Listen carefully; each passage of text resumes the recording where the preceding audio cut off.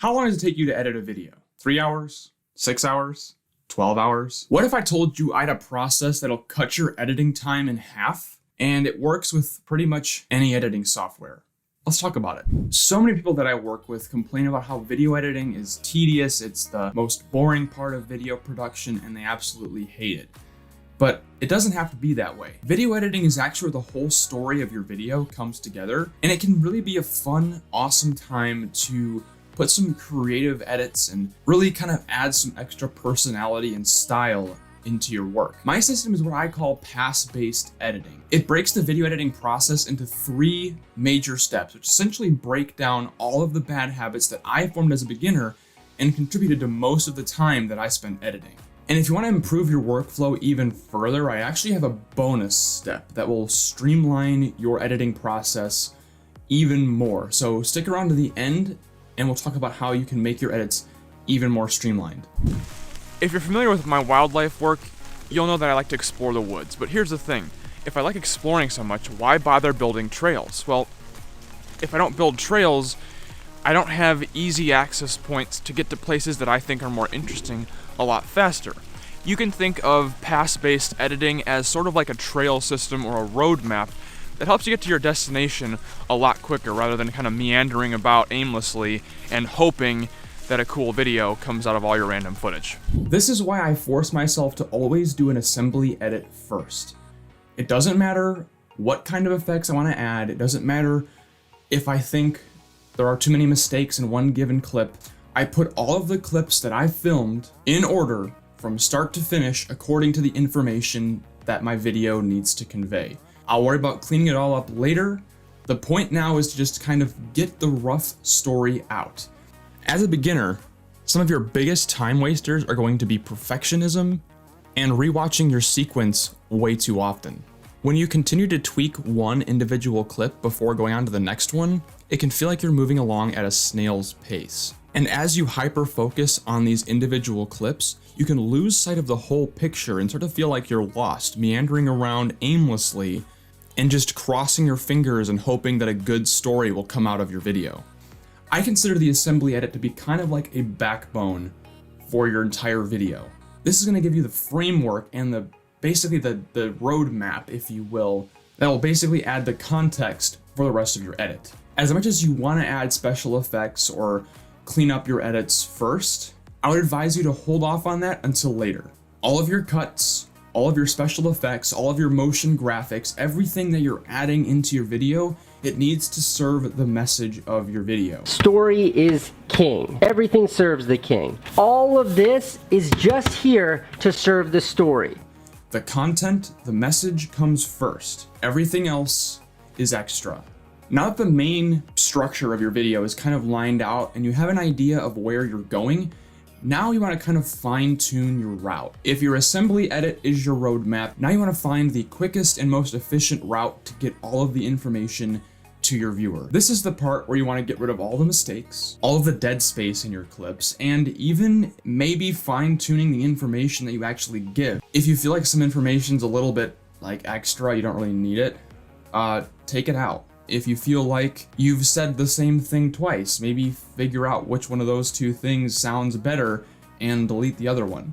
Generally what I'll do in my second pass is I'll actually watch through the whole sequence a couple times on double speed and just try to find areas that I feel like take away from the edit as a whole. I'll delete those and then we'll move on to the next step.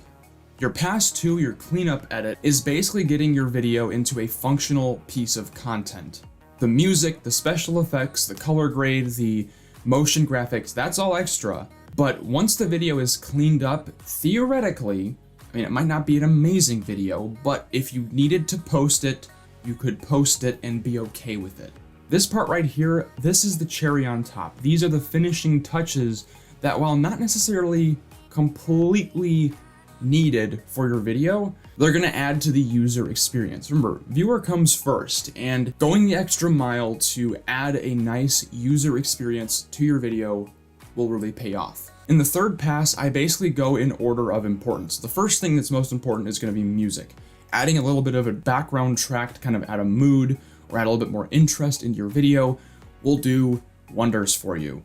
Next thing I'll do is I'll add motion graphics to the video. They add a little bit more pop to your video, they add a little bit more of a professional feel, and I feel like it helps to emphasize certain points that you make in your whole dialogue. And I feel like a lot of motion graphics, especially text-based motion graphics, can really help to emphasize certain points you're making with your dialogue. This way you can kind of give the viewer auditory and visual information at the same time and help that information sink in a lot better. The absolute last thing I'll do is then color grading, and if you're willing to put in the time to learn and actually develop a color grading process, I highly recommend that you do it because it will just give your videos that next level of professional feel. Alright, so you ready for that bonus pass that I told you about earlier? Here's the thing. You've probably heard this before. If you fail to plan, you plan to fail. Well, this kind of applies in your video editing process too.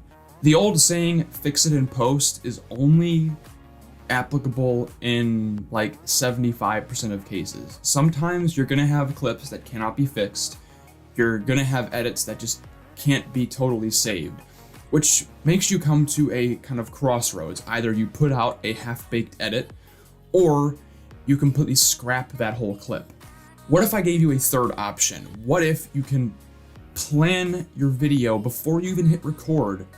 What if you can plan with the final edit in mind? That's why I'm calling this step kind of a pass zero. Shoot for the edit, which means once you have the idea for the topic you want to make your video about, the story of your video, if you will, try to find clips that complement that story. Every single thing you shoot, every single thing that this camera picks up needs to serve the message of your video.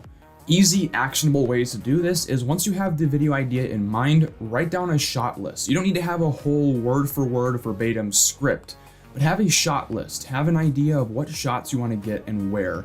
Have an idea with a bullet point script of what you want to talk about and when.